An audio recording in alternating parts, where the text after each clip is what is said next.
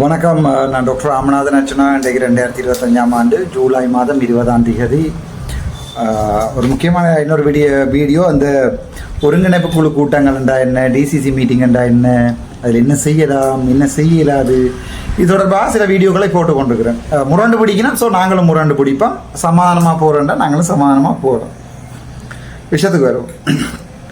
அண்மை தினத்தில் நீங்கள் ஒரு வீடியோ ஒன்றை பார்த்துருப்பீங்க. ஒருவர், நான் யாரென்று சொல்லல, ஒரு மதிப்புக்குரியவரால் எழும்பி மைக் எடுத்துக்கொண்டு சொல்லுவார், நாங்கள் எங்களுக்கு பிடிக்கலையேண்டா, எங்களுக்கு நெஞ்சு வலி வந்துட்டுண்டா, எங்களுக்கு காக்க வெளிப்பு வந்துட்டுண்டா, எங்களுக்கு ஸ்ட்ரோக் வந்து பாரிசவாதம் வந்துடுமென்றதால நாங்கள் எனி டைம் இந்த கூட்டத்தை விட்டு எழும்பி போகலாம். நீங்கள் அந்த வீடியோ பார்த்துருப்பீங்க. நான் யாருன்னு சொல்லல, அது கண்ண பேர் கதைச்சவே, அதில் யாருன்னு சொல்லல. சரி,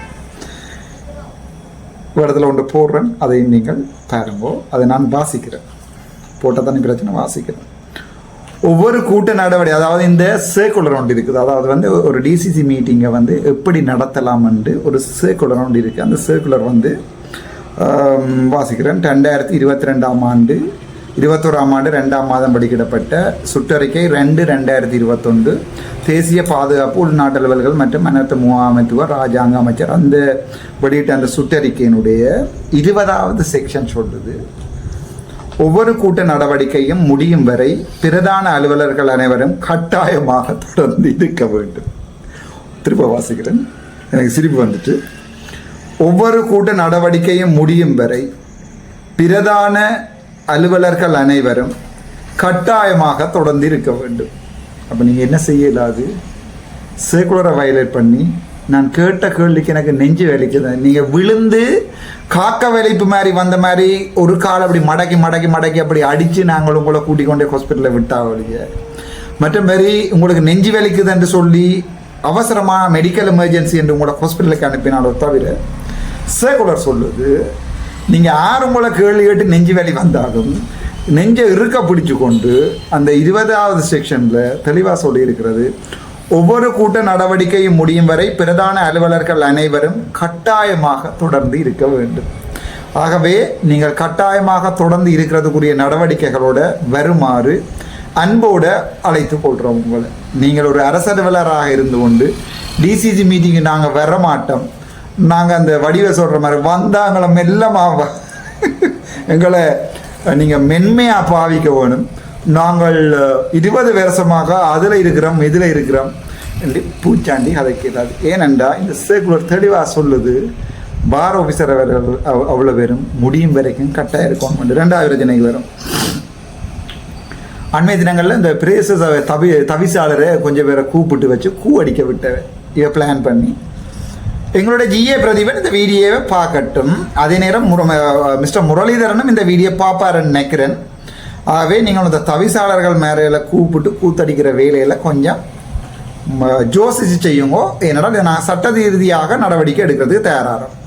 அதில் 26வது செக்ஷன் சொல்லுது, குறிப்பிட்டதொரு பிரச்சனைக்குரிய தீர்மானம் எடுப்பதற்கு அல்லது தீர்மானம் எடுக்கும் வகையில் ஆதரவு வழங்குவதற்கு மாவட்ட ஒருங்கிணைப்பு குழு கூட்டத்துக்கு அல்லது பிரதேச ஒருங்கிணைப்பு குழு கூட்டத்துக்கு என பல்வேறு மட்டத்திலான நபர்களை அழைக்க முடியாது.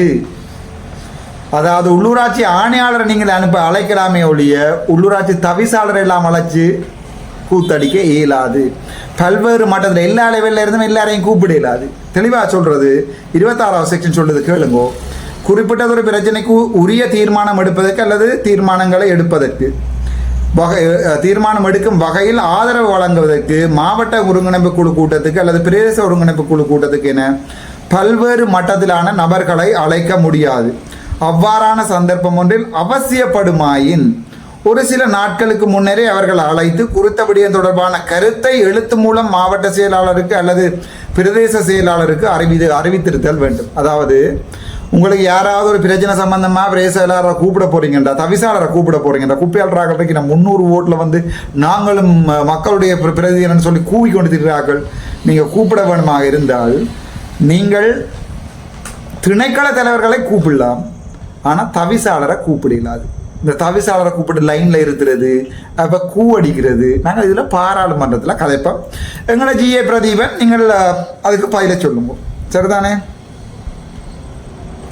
குழு கூட்டத்துக்கு ஏற்புடையதற்றதாக இருந்தாலும் விசேடமான சந்தர்ப்பங்களின் போது அவ்வாறு நபர்களை அழைப்பதற்கு தலைவர் மற்றும் மாவட்ட செயலாளர் அல்லது பிரதேச செயலாளருக்கு அதிகாரம் இருந்தும் அவ்வழைப்பானது அக்கூட்டத்துடன் வரையறுக்கப்பட்டிருத்தல் வேண்டும். அப்படித்தான் நீங்கள் கூப்பிட போறீங்க என்றாலும் ஏதாவது ஒரு காரணத்துக்காக கூப்பிட்டா அது அந்த கூட்டத்துக்கு மட்டும்தான் கூப்பிடலாமல் இல்லையா? தவிசாளர் மேலே வெவ்வேறு மட்ட நபர்களை என்று சொல்கிறது தவிசாளர் மேலே தான்.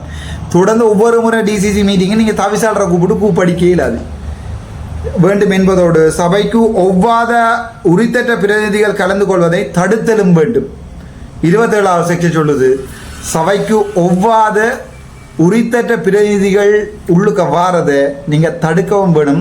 ஜிஏ பிரதீபன் அதை தடுக்கலை. இப்போ நான் எந்த அடிப்படையில் நீங்கள் அவையே கூப்பிடுனீங்க? என்ன பிரச்சனை இருந்தது? என்ன பிரச்சனை சம்பந்தமாக நாங்கள் கதைச்சது மாகாணத்துக்கு ஒதுக்கப்பட்ட நிதிகள் தொடர்பான கலந்துரையாடல் தானே. திணைக்கள தலைவர்களையும் மக்கள் பிரதிநிதிகளையும் கலந்தெடுக்கப்படுற முடிவுகளுக்கு தவிசாளர்களையும் கூப்பிடுறீங்க. நீங்கள் உள்ளூராட்சி சபையினுடைய ஆணையாளரை கூப்பிட்டுருக்கலாம், பிரச்சனை இல்லை.